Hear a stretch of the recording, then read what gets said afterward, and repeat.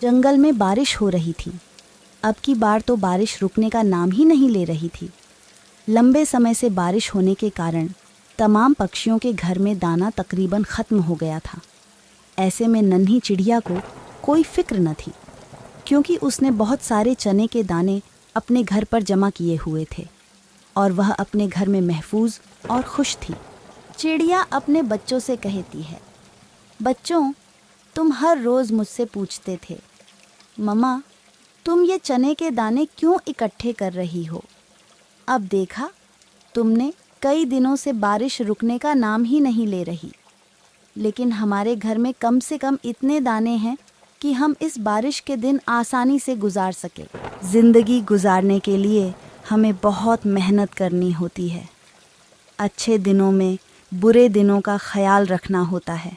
मैंने यह सब कुछ अपने बड़ों से सीखा है।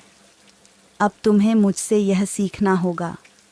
वो ऐसी बातें कर ही रहे थे कि किसी ने उनके दरवाजे को खटखटाया। मम्मा, ये कौन है? इतनी बारिश में हमारे दरवाजे को खटखटा रहा है। पता नहीं बेटा, मैं देखती हूँ कौन है। मैं कौवा हूँ और आपके साथ वाले वृक्ष पर रहता हूँ।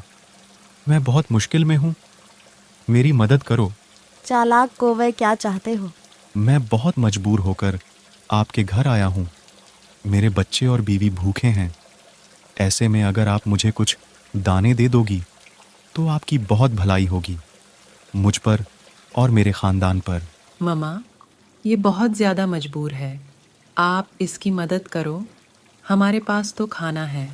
तभी मामा चिड़िया कहती हैं, बाहर बारिश हो रही है, अंदर आ जाओ। तुम साबत साल तो मेहनत नहीं करते हो और हर साल बारिश के मौसम में खाना मांगने के लिए यहाँ आ जाते हो। अगर मुझे तुम्हारे बच्चों का ख्याल ना होता तो मैं कभी तुम्हारी मदद नहीं करती। जी, मैं बहुत ज़्यादा शर्मिंदा हूँ। ये लो कुछ चने के दाने, इससे तुम्हारे बच्चों का पेट भर जाएगा। धन्यवाद।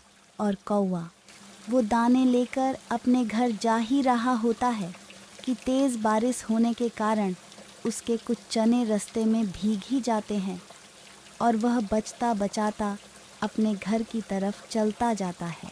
कौवा घर जाकर अपनी पत्नी से कहता है, वो चिड़िया बहुत घमंडी है। उस चिड़िया ने मुझे कुछ दाने क्या दे दिए, वह मुझे सबक सिखाने लग गई।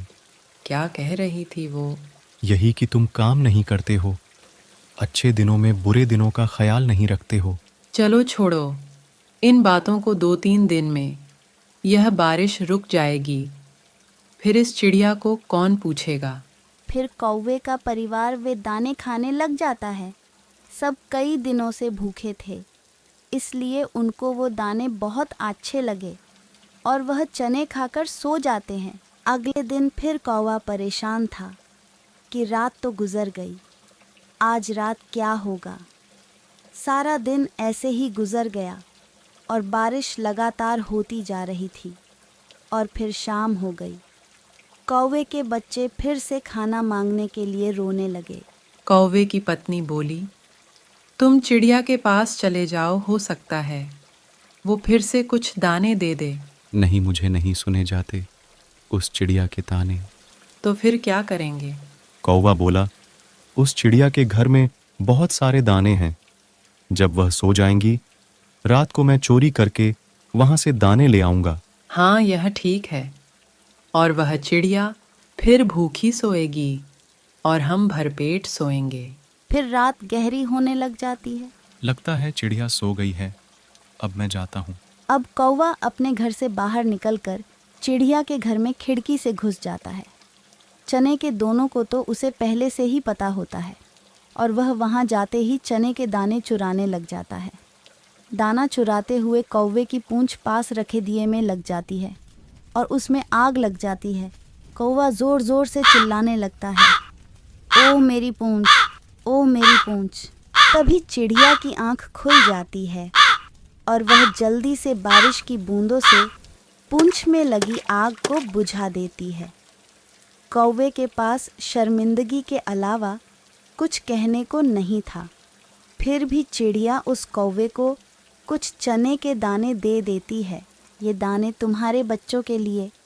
और हाँ, घर जाकर अपनी पूंछ को मरहम पट्टी ज़रूर कर लेना। बच्चों, इस कहानी से हमें शिक्षा मिलती है कि हमें हमेशा अच्छे दिनों में बुरे दिनों का भी ख्याल रखना चाहिए। पता नहीं कब क्या हो जाए। कभी भी हमें गलत रास्ते को नहीं अपनाना चाहिए।